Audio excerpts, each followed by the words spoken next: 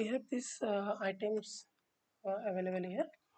You can see that the water tank, pipe, and water pump. We do not create these items manually.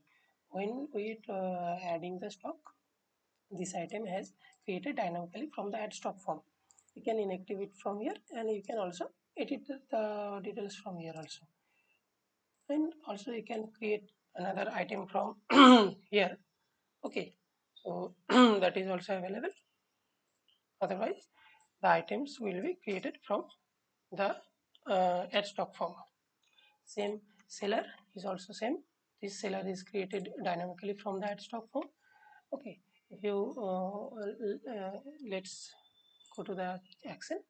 You can change the phone number, company name, address from here also for this seller.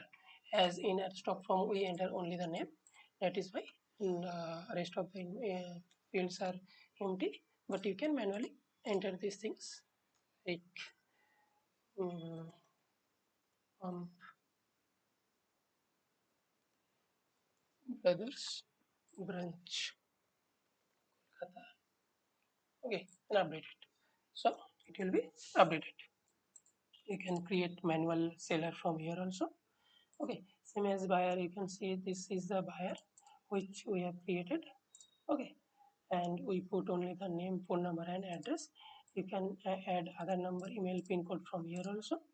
Okay, and you can manually create any other buyer also, which will be shown in the billing area when you bill to any buyer. So this is buyer, seller, and items.